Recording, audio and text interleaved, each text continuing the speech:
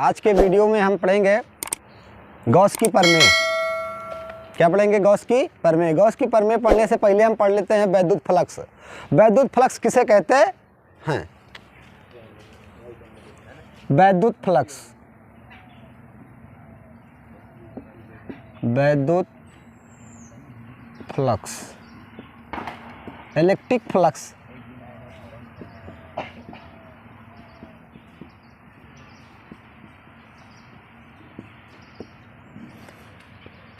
है ना। वैद्युत फ्लक्स किसे कहते हैं? गॉस की प्रमेय पढ़ने से पहले हम देख लेते हैं वैद्युत फ्लक्स किसे कहते हैं।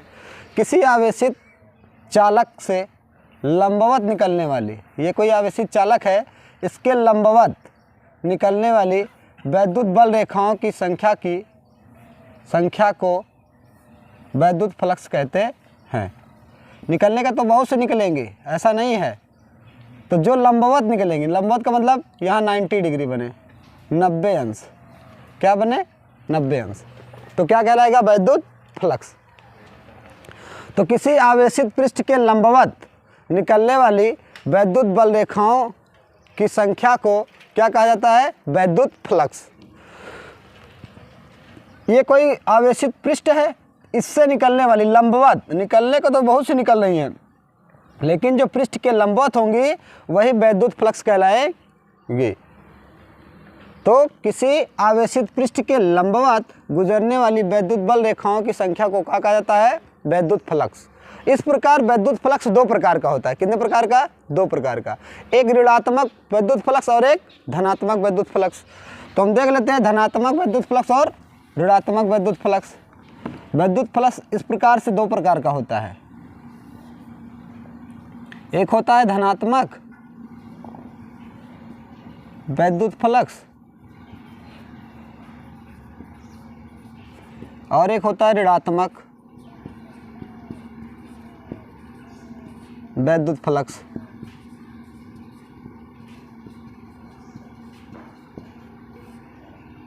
तो धनात्मक वैद्युत फ्लक्स किसी पृष्ठ के लंबवत बाहर निकलने वाली वैद्युत बल रेखाओं की संख्या को धनात्मक वैद्युत फ्लक्स कहा जाता है ना। बाहर की ओर देखो, ये बाहर की ओर तीन बना है ना सब।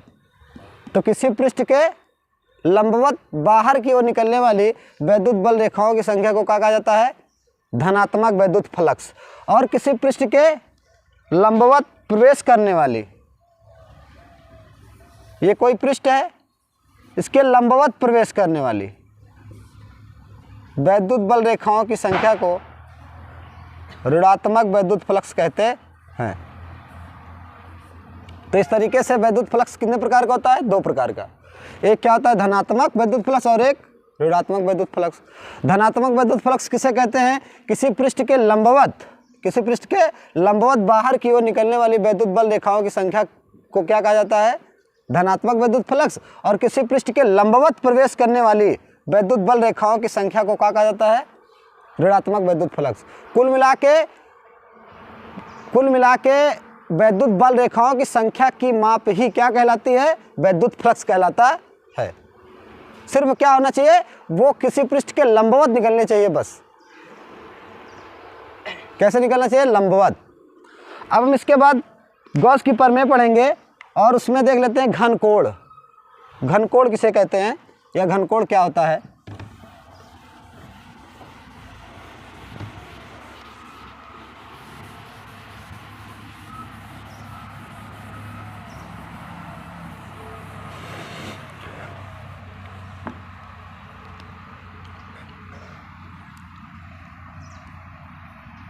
घनकोण, सॉलिड एंगल।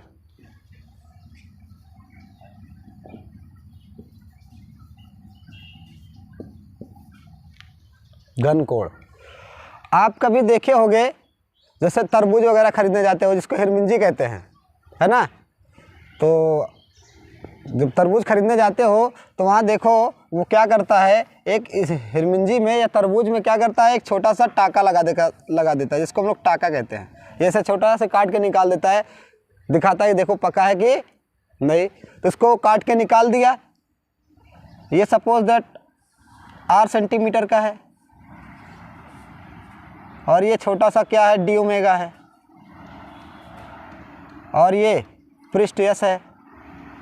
तो इसको हम क्या करते हैं, निकाल के थोड़ा सा बाहर जूम कर लेते हैं। ये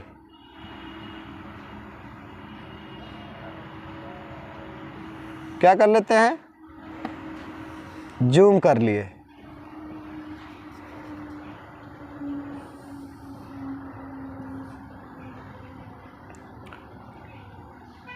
और इस पर हमको जो है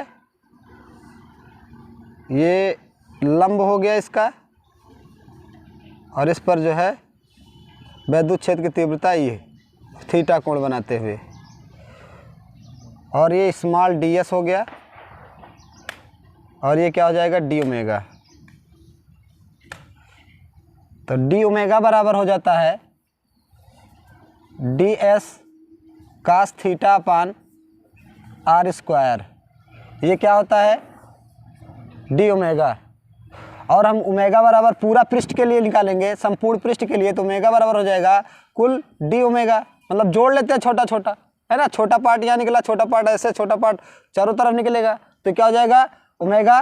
तो कहने का मतलब ये हो जाएगा ds cos theta upon r square. तो ये ds cos theta upon r square क्या हो जाएगा, कुल मिला के 4 पाई के बराबर। कितना होता है 4 पाई, और घनकोण का मात्रक स्टेरेडियन होता है। क्या होता है स्टेरेडियन। तो ये हो गया क्या ओमेगा, W से व्यक्त करते हैं ओमेगा, ये हो गया। तो 4 पाई स्टेरेडियन। कहने का मतलब जहाँ ds cos theta upon r square लिखा रहेगा वहाँ हम क्या लिखेंगे 4 पाई। अगर इतना लिखा रहेगा ds cos theta upon r square तो उसको क्या लिख देंगे 4 पाई। तो ये घनकोण होता है। तो ये छोटा सा छोटे पार्ट के लिए था, इसको हमने काट के यहाँ जूम कर दिया है। तो जब इसको जूम कर दिया तो इतना बड़ा हो गया।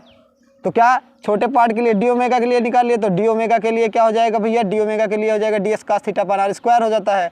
तो ये छोटा पार्ट ये फिर इधर इधर अगर ऐसे जोड़ेंगे पूरा तो ओमेगा के बराबर आ जाएगा। तो छोटा छोटा d ओमेगा इतना हो गया। तो हम पूरा जब जोड़ लिए, समाकलन का मतलब जोड़ लिए, जब इसको जोड़ लिए तो क्या हो गया ओमेगा बराबर 4 पाई होता है। ये इसके पूरे बराबर क्या होता है, ये एक पूरा घनकोण का कितना होता है 4 पाई स्टेरेडियन। तो ये हो गया। तो इन सब का कार्य जो है काम पड़ता है किसमें, गॉस की प्रमेय में। हमको गॉस की प्रमेय पढ़ना है, मेन तो गॉस की प्रमेय है, लेकिन ये सब क्या है इसके सपोर्टिंग। अगर इसको अभी हम जान लेंगे तब उसमें जो है हमको दिक्कत नहीं होगी समझने में, इसलिए इसको पहले समझाया जा रहा है।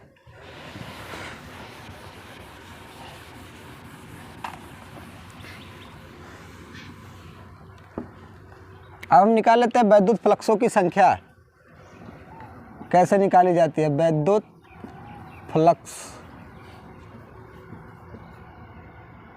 वैद्युत फ्लक्स, वैद्युत फ्लक्स को किससे व्यक्त करते हैं, फाई ई से। सपोज दैट ये कोई पृष्ठ है, छोटा सा पृष्ठ, छोटा सा पृष्ठ ds है, इसका क्षेत्रफल कितना है ds। इस पृष्ठ के लंबवत ये कोई लंब है n, क्या है लंब है, इससे थीटा कोण बनाते हुए कोई वैद्युत क्षेत्र की तीव्रता E है। क्या है E है। असल में ये जो ऐसे दिख रहा है ये ऐसे है, लंब का मतलब इस पृष्ठ के लंबवत मतलब ऐसे है, जैसे मार्कर नहीं रखे हैं ऐसे बाहर निकला हुआ है, लेकिन इसको दर्शाने के लिए ऐसा दिखाया जाता है। तो क्या किया जाएगा, इसको हम क्या करते हैं, इसका क्षैतिज और ऊर्ध्वाधर विघटन करते हैं। तो क्षैतिज और ऊर्ध्वाधर जब विघटन करेंगे, इसको तोड़ेंगे तो क्या हो जाता है, थीटा से जो दूर रहता है वो किस में टूटता है, साइन में। तो ये साइन थीटा हो जाएगा, और थीटा से लगा हुआ किस में टूटता है, कास में, तो ये कास थीटा हो जाएगा, है ना। तो हमने आपको बताया है कि वैद्युत फ्लक्सों की जो संख्या होती है फाई ई लंबवत पृष्ठ के, है ना, लंबवत जो निकलने वाली वैद्युत रेखाएं होती है, इस पृष्ठ के लंबवत कौन निकल रही है, यही तो निकल रहा है ना। तो क्या हो जाएगा ये ई ds कास थीटा, ये क्षेत्रफल हो गया ds और ई का हो गया ई कास थीटा, इसके लंबवत निकलने वाली वैद्युत फ्लक्सों की संख्या हो गई, है ना। तो इस पृष्ठ से निकलने वाला वैद्युत फ्लक्स क्या हो जाएगा, ई ds कास थीटा, यही निकलना था।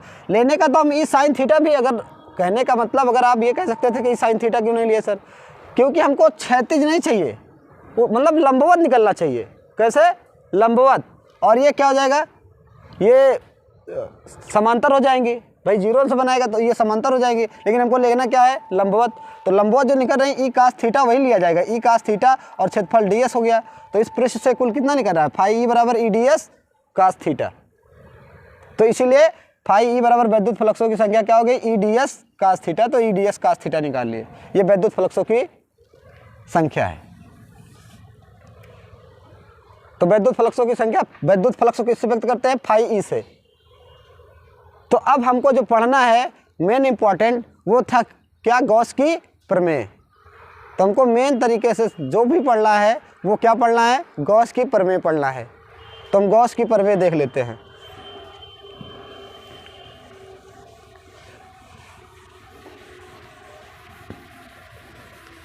और गॉस की प्रमेय बहुत इंपॉर्टेंट होती है। गॉस की प्रमेय या गॉस का नियम, ये कोई पृष्ठ है। क्या है, ये कोई पृष्ठ है। सपोज दैट ये जो है इस संपूर्ण पृष्ठ यस है, और यहाँ जो है एक छोटा, ये इस पर कोई बिंदु P है,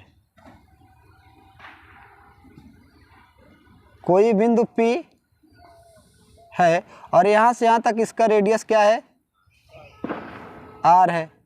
ये रेडियस कितना हो गया, r, और ये क्या हो गया, डी ओमेगा,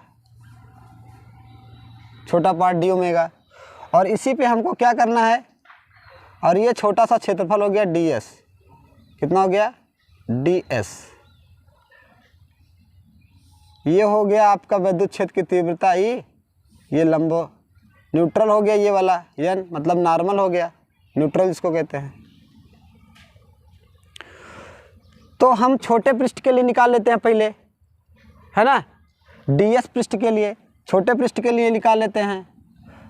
तो ds पृष्ठ के लिए क्या हो जाएगा, ds पृष्ठ के लिए सबसे पहले हम इसका कथन लिखेंगे, गॉस की प्रमेय का या गॉस के नियम का क्या करेंगे, गॉस की प्रमेय या गॉस का नियम भी इसको लिख सकते हैं, गॉस का नियम।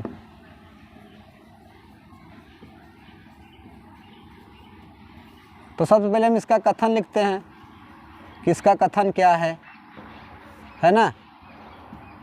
अभी बताते हैं कि इसका कथन क्या है, Q/ε0, यही हमको सिद्ध करना है। तो हम देख लेते हैं छोटे पृष्ठ के लिए ds पृष्ठ से गुजरने वाली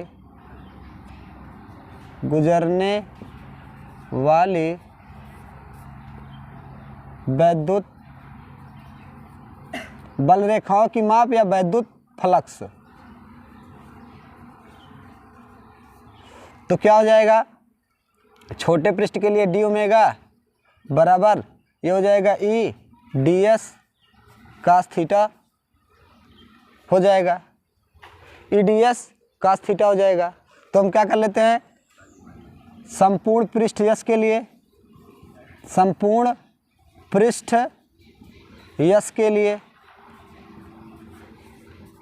क्या हो जाएगा, संपूर्ण पृष्ठ यस के लिए फाई ई, डी ओमेगा नहीं फाई ई रहेगा, डी फाई ई। तो ये संपूर्ण पृष्ठ के लिए हो जाएगा फाई ई बराबर, पूरे का समाकलन कर लेते हैं, डी फाई ई। भाई छोटा छोटा पूरा जोड़ लेते हैं कि चारों तरफ कितना निकल रहा है संपूर्ण पृष्ठ के लिए। तो हो जाएगा फाई ई बराबर इसको पूरा जोड़ लेते हैं। तो ये मान रख देते हैं, डी फाई ई का मान कितना है, ई ds कास थीटा, और इसको जोड़ लेते हैं, पूरा समाकलन कर लेते हैं। जब पूरा जोड़ेंगे तो ई का मान यही रख देते हैं। तो फाई ई बराबर हो जाएगा, ई का मान बताए हैं 1/4πε0 इंटू Q/r² ds कास थीटा। तो ये हो जाएगा फाई ई बराबर Q/4πε0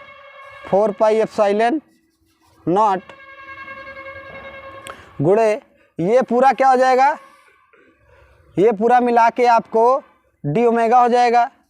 और डी ओमेगा का मान हमने बताया कितना होता है 4 पाई। तो फाई ई बराबर हो जाएगा आपका 4 pi into Q upon 4 pi epsilon not. ये 4 पाई से 4 पाई कट गया तो फाई ई बराबर आ गया आपका क्यू अपान एप्सिलॉन नॉट। यही हमको लाना था गॉस की प्रमेय में। तो हम फिर से एक बार समझा देते हैं कि गॉस का नियम क्या है या गॉस की प्रमेय क्या है। हमने कहा कि इस पृष्ठ से गुजरने वाला कुल वैद्युत फ्लक्सों की गणना करना ही है हमको, बस और कुछ करना नहीं है। तो हम ये इस पृष्ठ से गुजरने वाला कुल वैद्युत फ्लक्स निकाल लेते हैं। तो फाई ई बराबर क्यू अपान एप्सिलॉन नॉट उन्होंने बताया। तो डीएस बराबर डीएस पृष्ठ से गुजरने वाली वैद्युत फ्लक्सों की संख्या, मतलब ये छोटे वाले से गुजरने वाले वैद्युत फ्लक्सों की संख्या। तो डी फाई ई बराबर क्या हो जाता है E D S cos theta. और संपूर्ण पृष्ठ एस के लिए तो इस पूरे पृष्ठ के लिए दोबारा लगा देते हैं। तो यहाँ पे वैद्युत फ्लक्स कितना हो जाएगा डी फाई ई बराबर E D S cos theta हो गया। तो संपूर्ण पृष्ठ एस के लिए क्या हो जाएगा डी फाई ई बराबर डी फाई का क्या कर देते हैं पूरा समाकलन कर देते हैं। तो डी फाई बराबर E D S cos theta. तो फाई बराबर 1/4 पाई एप्सिलॉन नॉट। और क्यों ई का मान क्या होता है, ई का मान ही तो रखे हैं यहाँ पे 1/4 pi epsilon naught Q upon R square D S cos theta. और इसको अभी हमने बताया था स्टेरेडियन में कि डी ओमेगा है। और डी ओमेगा बराबर कितना होता है 4 पाई से 4 पाई कट गया। फाई बराबर कितना आ गया Q upon epsilon naught, Q upon epsilon not. तो कहने का मतलब उन्होंने क्या बताया, किसी बंद पृष्ठ से, ये हो गया क्या बंद सतह से, बंद सतह या बंद पृष्ठ लगा देते हैं, बंद सतह या बंद पृष्ठ, किसी बंद पृष्ठ से गुजरने वाला कुल वैद्युत फ्लक्स। गॉस की प्रमेय क्या है, किसी बंद पृष्ठ से गुजरने वाला कुल वैद्युत फ्लक्स, किसी बंद पृष्ठ से गुजरने वाला कुल वैद्युत फ्लक्स उस पृष्ठ पर उपस्थित, मान लो इस पृष्ठ पर क्यों आवेश उपस्थित है, तो उस पृष्ठ पर उपस्थित कुल आवेश का 1/एप्सिलॉन गुना होता है। तो हमने ये बताया आपको कि ये क्या है बंद, आपको पढ़ना, अगर ये गॉस की प्रमेय अगर आपको परिभाषा देना है तो सबसे पहले क्या कहोगे, बंद सतह से। कैसी सतह होनी चाहिए, बंद सतह से गुजरने वाला कुल वैद्युत फ्लक्स उस पृष्ठ पर उपस्थित कुल आवेश का 1/एप्सिलॉन गुना होता है। तो ये हो गया क्या गॉस की प्रमेय या गॉस का नियम कि किसी बंद सतह से गुजरने वाला कुल वैद्युत फ्लक्स, ये है कुल वैद्युत फ्लक्स, उस पृष्ठ पर उपस्थित कुल आवेश का 1/एप्सिलॉन नॉट गुना होता है। हमने क्या बताया भैया, ये पूरा पृष्ठ है, ये छोटा सा पृष्ठ है, छोटे पृष्ठ पे वैद्युत फ्लक्सों की संख्या कितनी निकल रही है, तो E D S cos theta हो गया। संपूर्ण पृष्ठ के लिए निकाल लेते हैं तो इसका पूरा समाकलन कर देंगे, छोटा छोटा छोटा छोटा, इतना छोटा, फिर इधर इतना, फिर इधर इतना, सब चारों तरफ का जोड़ लेंगे तो क्या हो जाएगा, ये पूरा समाकलन हो जाएगा, मतलब जोड़ेंगे। तो फाई बराबर डी फाई, तो फाई बराबर क्या हो गया E D S cos theta हो गया। तो E D S cos theta हो गया तो फाई बराबर 1/4 pi epsilon naught into Q upon R square D S cos theta. तो फाई बराबर हो जाएगा Q upon 4 pi epsilon naught D omega, इसको हमने बताया डी ओमेगा के बराबर होता है पूरा। तो डी ओमेगा का मान बताया है 4 पाई होता है, तो 4 पाई से 4 पाई कट गया, क्यू अपान एप्सिलॉन नॉट हो गया। तो फाई बराबर कितना हो गया, क्यू अपान एप्सिलॉन नॉट। अब हम देख लेते हैं वैद्युत फ्लक्स का मात्रक क्या होता है, मात्रक देख लेते हैं इसका। इस इलेक्ट्रिक होता है इसीलिए वैद्युत फ्लक्स लिखा जाता है। मात्रक इसका होता है कूलाम, आवेश का मात्रक क्या होता है कूलाम बटे, इसका बताए थे कल हम, इसका होता है कूलाम स्क्वायर बटे न्यूटन मीटर स्क्वायर। क्या होता है न्यूटन मीटर स्क्वायर। तो इसको हम उलट देंगे तो ये क्या हो जाएगा, ऊपर चला जाएगा, मात्रक यहाँ लिख देते हैं मात्रक, तो ये ऊपर चला जाएगा, कूलाम से कूलाम कट जाएगा तो क्या हो जाएगा न्यूटन मीटर स्क्वायर प्रति कूलाम। ये क्या हो जाएगा वैद्युत फ्लक्स का मात्रक हो जाएगा, वैद्युत फ्लक्स का मात्रक हो जाएगा न्यूटन मीटर स्क्वायर प्रति कूलाम स्क्वायर। और आप यहाँ से इसकी बीमा भी लिख सकते हो, न्यूटन बल की बीमा होती है चलो बीमा निकाल लेंगे, आप लोग निकाल लीजिएगा, नहीं तो निकाल देते हैं मात्रक। अब इसका निकाल लेते हैं बीमा हम। बल का होता है ml2 t पे -2 और इस पे होता है L2 और इसका होता है कूलाम का AT। इसको हम मिटा देते हैं, इसको आप लोग नोट कर लिए होंगे, तो इसको मिटा देते हैं। तो इसकी बीमा हो जाएगी ml2 t पे -2 L2 और इसको ऊपर लेके जाएंगे तो माइनस हो जाएगा A inverse minus T inverse. तो इधर लिख देते हैं बीमा इसकी, ये 2 2 4 हो जाएगा, तो ml4t, एक ये माइनस में, एक ये कितना हो जाएगा -3 और ये हो जाएगा A इनवर्स। तो ये हो जाएगी बीमा किसकी? वैद्युत फ्लक्स की। और मात्रक इसका क्या हो गया? मात्रक तो हम बता दिए यहाँ पे, न्यूटन मीटर स्क्वायर प्रति कूलाम। तो ये मात्रक हो गया और क्या हो गया? बीमा। अब हम देख लेते हैं जब कोई पृष्ठ बाहर रखा हो, जब कोई पृष्ठ बाहर रखा हो तब वैद्युत फ्लक्स कितना होगा, है ना। ये तो था का हमने बताया आपको गॉस का नियम में क्या बताया कि किसी बंद सतह से या बंद पृष्ठ से गुजरने वाला कुल वैद्युत फ्लक्स उस पृष्ठ पर उपस्थित कुल आवेश का 1/ε गुना होता है या 1/ε0 गुना होता है।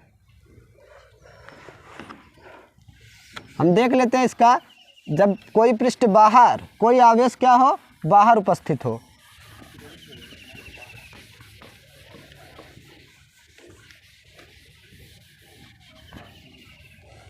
देख लेते हैं भैया बाहर, ये कोई पृष्ठ है, ये कोई आवेश है यहाँ है और यहाँ कोई पृष्ठ है। तो ये कोई, थोड़ा सा बड़ा बनाते हैं ताकि समझने में आसानी हो। और ये यहाँ कोई आवेश रखा है, तो ये एक पृष्ठ ये हो जाएगा S1 और एक पृष्ठ ये हो जाएगा S2। यहाँ देखो लंबवत क्या करेंगी? प्रवेश करेंगी और यहाँ लंबवत निकलेंगी, है ना। तो S1 पृष्ठ के लिए देख लेते हैं। S1 पृष्ठ के लिए वैद्युत फ्लक्स, S1 पृष्ठ के लिए वैद्युत फ्लक्स क्या हो जाएगा? वैद्युत फ्लक्सों की संख्या, तो क्या हो जाएगा? d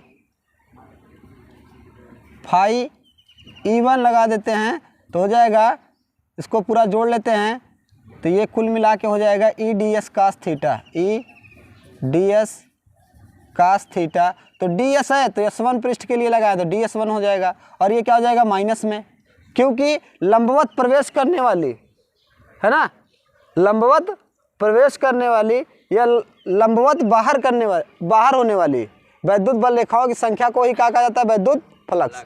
तो जो लंबवत प्रवेश कर रहे हैं तो ये सपोज दैट लंबवत हैं। फिर अगला देख लेते हैं S2 पृष्ठ के लिए। S2 पृष्ठ के लिए वैद्युत फ्लक्सों की संख्या, वैद्युत फ्लक्सों की संख्या, वैद्युत फ्लक्सों की संख्या, तो देख लेते हैं d फाई E2। तो ये हो जाएगा, अब बाहर निकल रही है ना, तो E ds2 cos थीटा हो जाएगा। अब पृष्ठ भाई जितनी वैद्युत बल रेखा इधर से प्रवेश करेंगी उतनी तो बाहर निकलेंगी, जितनी प्रवेश करेंगी उतनी बाहर निकलेंगी। तो ये क्या हो जाएगा? दोनों बराबर रहेगा। तो क्या हो जाएगा? कुल वैद्युत फ्लक्स, कुल वैद्युत फ्लक्स,